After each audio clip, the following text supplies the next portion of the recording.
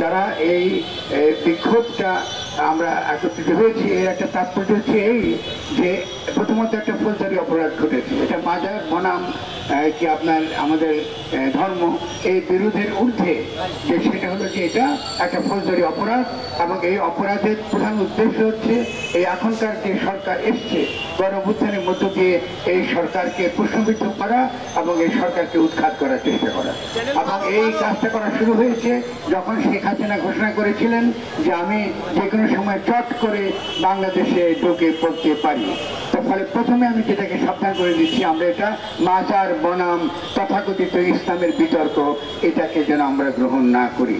কারণ আমাদের সব দিকে যে দাঁড়িয়েছে যে পাশেই ভারত, যখন আপনারা ভারত কথাটা উচ্চারণ করবেন সঙ্গে সঙ্গে আপনারা ইসরায়েল কথাটা উচ্চারণ করবেন। কারণ আমাদের কিন্তু আজকে বর্তমানে গণঅভ্যুত্থানের মধ্য দিয়ে যে সরকার এসেছে তার শত দুর্বলতা থাকা সত্ত্বেও, তার বিভিন্ন ক্ষেত্রে তার বিভিন্ন রকম বিশৃঙ্খলা আমাদের সমালোচনা থাকা সত্ত্বেও আমরা 100% এই গণঅভ্যুত্থানের সরকারের পক্ষে থাকবো। প্রথমত যারা যদি সরকারকে দুর্বল করার কোনো চেষ্টা করেন আমরা তাদেরকে অত্যন্ত কঠোরভাবে জনগণ একত্রিত হবে এবং তারা প্রতিরোধ নেবে, ব্যবস্থা নেবে। এবং তারই কিন্তু প্রমাণ আজকে এখানে দেখছেন, আমরা মাজার থেকে এসেছি, আমরা যারা ধর্মপ্রাণ মানুষ তারা এসেছি, আমরা যারা সেকুলার বলে দাবি করি তারা এসেছি, আমরা বিভিন্ন জায়গা থেকে একত্র হয়ে আমরা এই গণঅভ্যুত্থানের ফসল যে জনগণকে ঐক্যবদ্ধ করে সে ঐক্যের ভাষা নিয়ে, সে ঐক্যের শক্তি নিয়ে আমরা এখানে দাঁড়িয়েছি। এখন আমি দ্বিতীয় যে কথাটা বলবো, যেটা যেহেতু সময় কম অল্প বলে, মাজারের প্রশ্নটা আমাদের বাংলাদেশে প্রথমত আমার যে ভাইরা যারা মাজার থেকে এসেছেন তারা খুব পরিষ্কার বলেছেন এই দেশে যে ইসলাম এসেছে এটা বাংলাদেশের ইসলাম, এটাকে আরবের ইসলাম বানাবার চেষ্টা করবেন না, এটাকে ইরানের ইসলাম বানাবার চেষ্টা করবেন না, এটাকে টার্কির ইসলাম বানাবার চেষ্টা করবেন না। বাংলার ইতিহাস একই সঙ্গে ইসলামের ইতিহাস। আপনারা এতদিন পর্যন্ত বাঙালিকে এক সময় আপনারা মুসলমান বলে অস্বীকার করেছিলেন, এখন আপনারা শুরু করেছেন যে তাদেরকে বাঙালি বলে অস্বীকার করা। দুটোই একই মুদ্রা, এই পিঠ আর দুই পিঠ, দুই রকম শত্রুর বিরুদ্ধে, দুই রকম ড্রাগনের বিরুদ্ধে কি করে লড়াই করতে হয় আমাদের তরুণরা কিন্তু দেখিয়ে দিয়েছে। এই দুমুখ ড্রাগন যেটা আজকে আমাদের সমাজে এই হাজির হয়েছে, এই ড্রাগনকে আমি বলবো আমাদেরকে মোকাবেলা করতে হবে লম্বা সাংস্কৃতিক লড়াই, লম্বা ভাবুকতার লড়াই, লম্বাভাবে দার্শনিক বুদ্ধি প্রজ্ঞার লড়াইয়ের মধ্য দিয়ে। শেষ যে কথাগুলো গুরুত্বপূর্ণ আমাদের বুঝতে হবে সেগুলো এই, আমাদের দেশে যখন আমাদের ধর্মকে বেহেশতে যাবার টিকিট, দোজখে যাবার টিকিট বা দোজখে যে যাবে না তার যে তথাকথিত পরোয়ানা বিক্রি করার যে ব্যবসা, যেটাকে ধর্ম বলা হয়েছে, এই ধর্ম আমরা বাংলাদেশে চাই না। আপনারা আল্লাহর তরফে কেউ এখানে হাজির নাই। বাংলাদেশে যারা মাজার ভেঙেছে আমাদের শায়েখরা, আমাদের শ্রদ্ধাভাজন যারা ধর্ম সম্পর্কে আমাদেরকে অনেক ভালো জানেন, তারা পরিষ্কার আমাদেরকে বলেছেন, আমাদেরকে দেখান কোন আলেম বলেছে মাজার ভাঙতে হবে। আপনারা তারা কোথা থেকে এসছেন, আপনারা কোন ইসলামের ধ্বজা নিয়ে আপনারা দাঁড়িয়েছেন যে আপনারা মাজার ভাঙতে দিয়েছেন? আমাদের কোনো আলেম যাদেরকে আমরা শ্রদ্ধা করি, যাদেরকে আমরা সম্মান করি, তারা পরিষ্কারই বলেছেন ইসলামে ফতোয়া দেবার অধিকার আছে, মত দেবার অধিকার আছে, আপনার বক্তব্য দেবার অধিকার আছে, কিন্তু মাজার ভাঙবার, আইন হাতে নেবার কোনো অধিকার ইসলাম আমাদেরকে দেয় না। তাহলে পরিষ্কার আমাদেরকে বুঝতে হবে এই শত্রুগুলা কারা, এই সকল বদমাশগুলো কোথা থেকে এসছে, যারা মাজার ভাঙতে নেমেছে, যাদের সঙ্গে ইসলামের কোনো সম্পর্ক নাই, যাদের সঙ্গে বাঙালির সংস্কৃতির কোনো সম্পর্ক নাই, যাদের সঙ্গে আমাদের কোনো প্রকার প্রজ্ঞা জ্ঞান চিন্তা তার সঙ্গে কোনো সম্পর্ক নেই। ফলে এই শত্রুদেরকে আমাদের পরিষ্কার চিহ্নিত করতে হবে, এটা আমাদের পরিষ্কার সকলকে আমাদেরকে মনে রাখতে হবে। সামনে বন্ধুরা অনেক বড় লড়াই আসছে, এই লড়াইটা বিভিন্ন দিক থেকে আসবে, বিভিন্নভাবে আমাদেরকে এই প্রতিরোধগুলো গড়ে তুলতে হবে এবং সেখানে সবচেয়ে বড় সংগ্রামের ক্ষেত্র হচ্ছে সংস্কৃতি।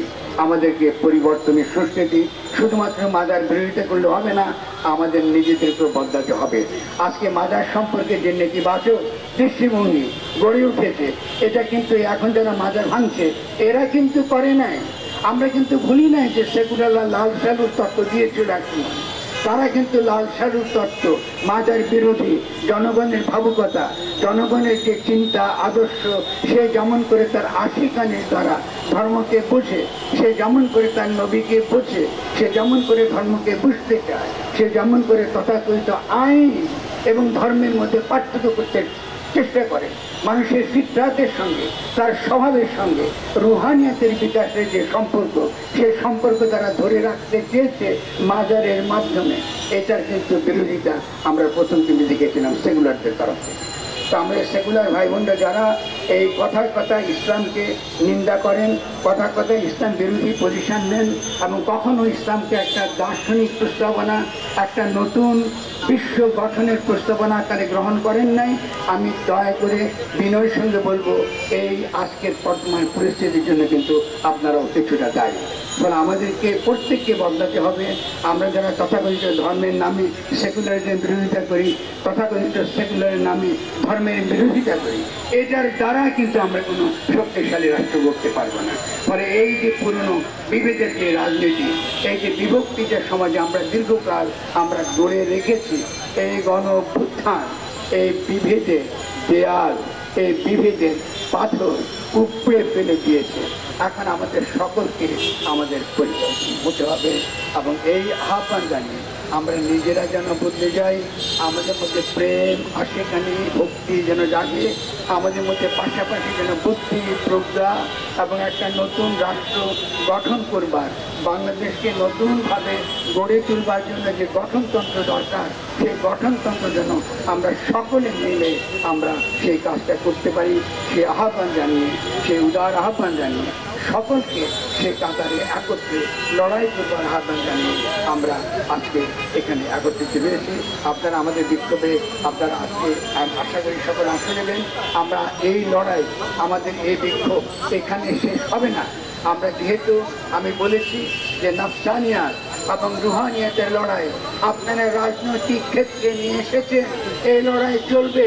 আমরা দেখাবো যে রুহানিয়াতের লড়াইটা কেমন সমস্ত বিশ্ব সমাজকে একত্রিত করে, কোনো ধর্ম বিরোধ, তথাকথিত জ্ঞানের বিরোধ, তথাকথিত মতের বিরোধের বাইরে প্রেমের সম্পর্কের দ্বারা মানুষের সঙ্গে মানুষের আরও সুন্দর, আরও মধুর, আরও মহিমাময় সম্পর্কের ভিত্তিতে আরও নতুন ধরনের রাষ্ট্র কী করে গঠন করতে হয় তার নজির বাংলাদেশে দেখাবে। তার যে বীজ তরুণরা রোপণ করে দিয়েছে, আমরা সেই বীজ থেকে মহিরুহ তৈরি করবো ইনশাল্লাহ। সারা দুনিয়ার লোক দেখবে বাংলাদেশ কী করতে পারে, ফলে আমাদেরকে দাবাবার চেষ্টা করবে। আপনারা জানেন যে গত 5ই